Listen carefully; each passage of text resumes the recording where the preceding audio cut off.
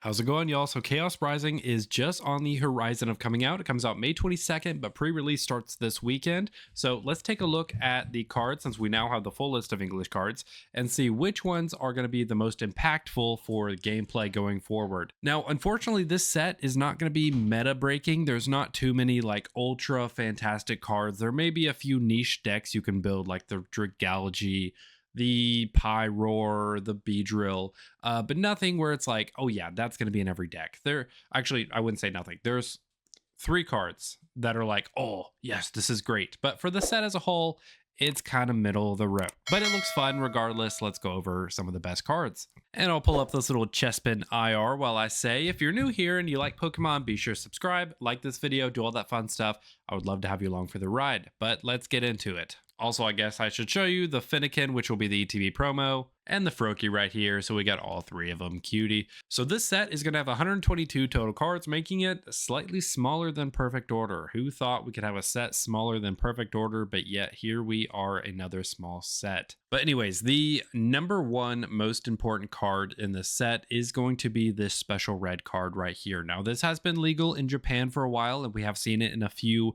tournaments pop up.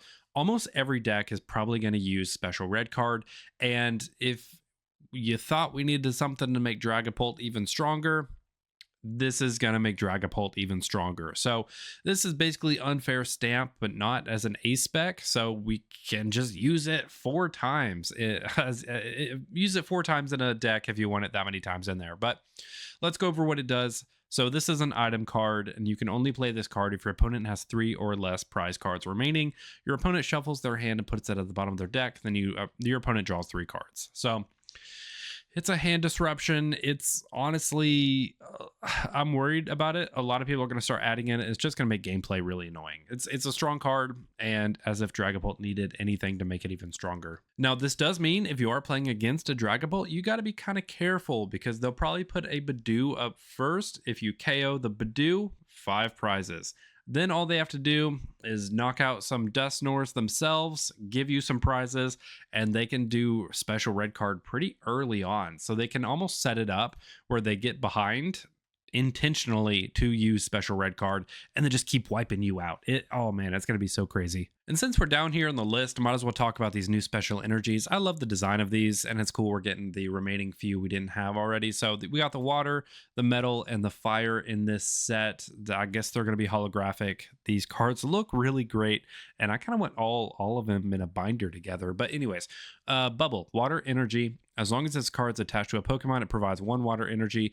The water Pokemon this card is attached to recovers from all special conditions and can't be affected by special conditions. But the magnet energy is actually kind of huge, because a lot of magnet Pokemon have a high retreat cost since they're heavier.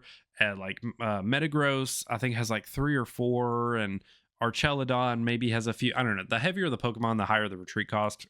So a lot of metal energies, or a lot of meta Pokemon, have high retreat costs. Anyways, the metal Pokemon this card is attached to has no retreat cost, which is why I was yapping about retreat cost. That's going to be great. So if you play a metal deck, definitely put the magnet energy in there.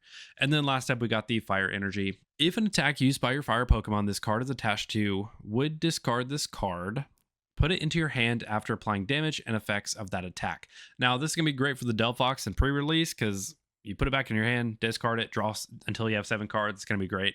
So, I mean, it's not really like a boomerang energy, but it kind of is. It just goes back in your hand. So kind of cool. It looks like it's pretty much made for Delphox. The next stadium, or the next trainer card I want to talk about, is the Stadium Prism Tower. So it's this right here. It's from Legends ZA. You may recognize the tower.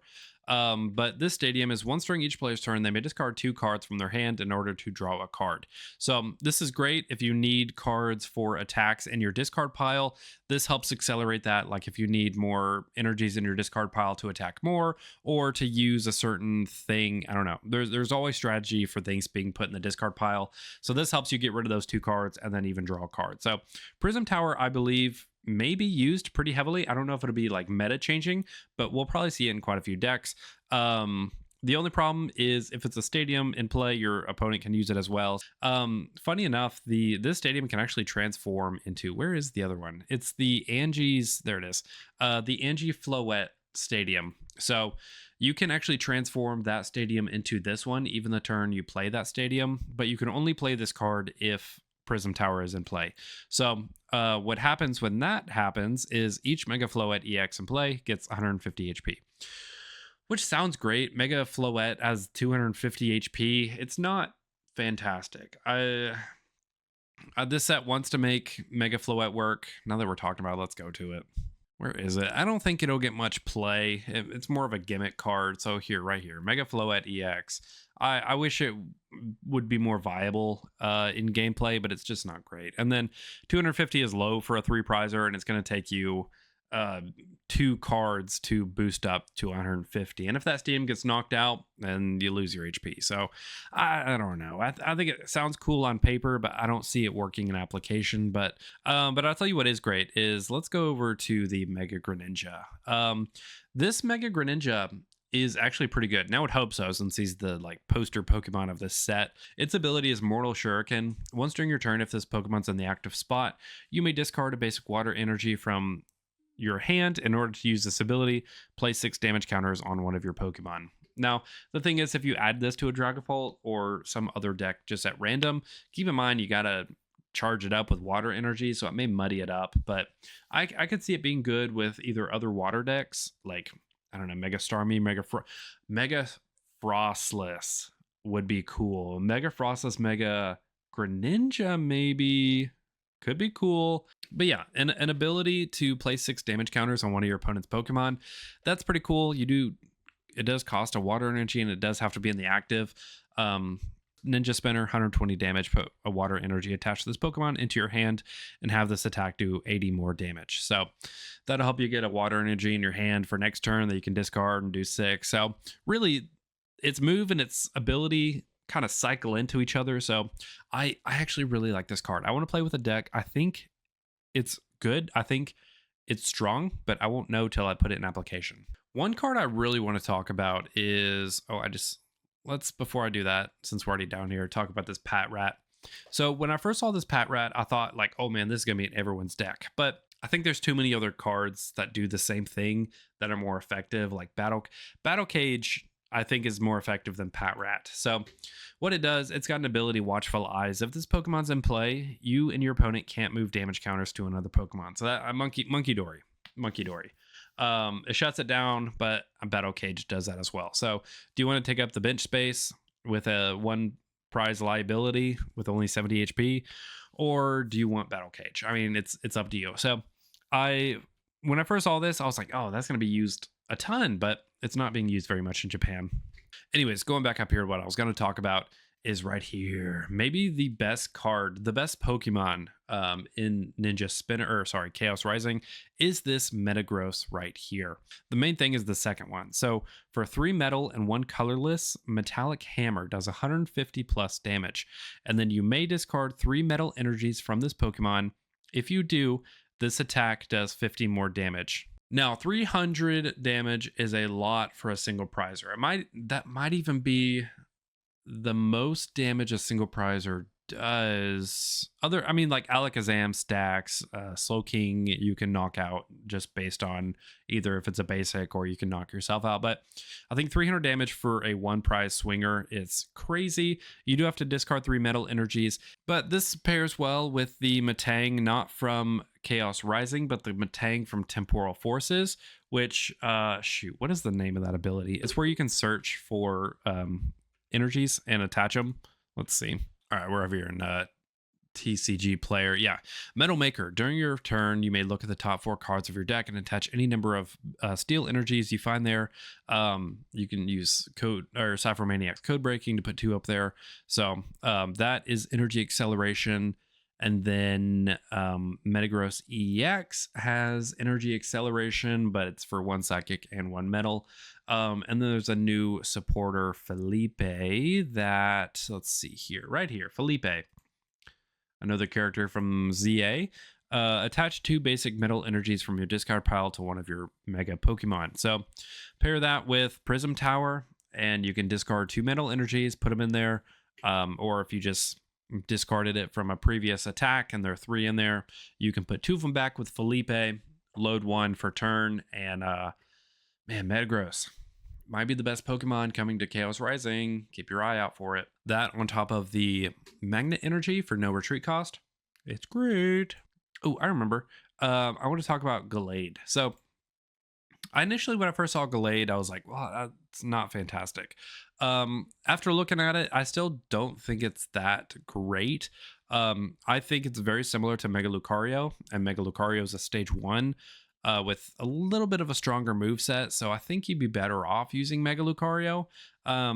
But it's interesting. If you want to build a Mega Gallade deck, it is fighting. So it does benefit from all of these strong fighting cards. You have Premium Power Pro. You can use it with Solrock Lunatone, Hariyama. So basically the format for Mega Lucario, you can substitute Mega Gallade and see if it works. But honestly, I think it's so similar with...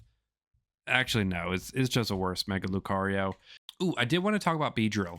Beedrill's interesting. I think it may be kind of a rogue deck. It definitely won't be meta. Grass decks are already incredibly popular, so you could tech this into one of them.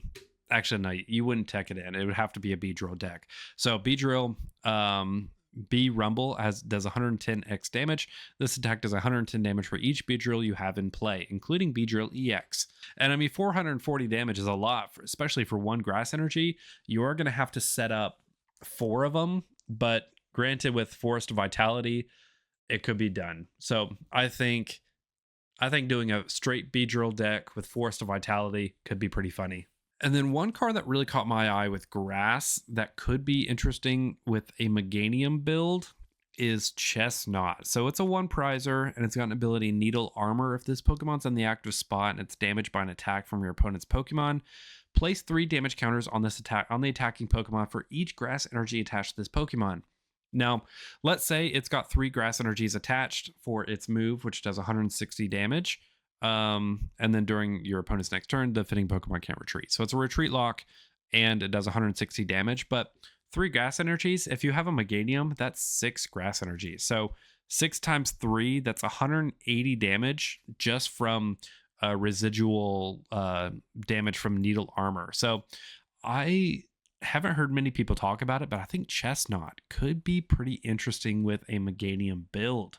But I mean, for this set, I mean, it's all right. It's going to be fun to collect. There's a lot of good cards to collect with like IRs and SRs. Gameplay wise, I'll probably play with the Chesnaught and the Mega Greninja. Definitely the special red card will be played in a lot of decks. But other than that, it's just not saying like the art is mid, but the set itself is mid. I'm still going to collect it, of course. I'm going to pre-releases, but I don't know. Let me know your thoughts in the comments below, and let me know what decks you're excited to build or what cards you're excited to add into your decks from this set. But that's all for this video. Thanks for watching, and I'll see you in the next one.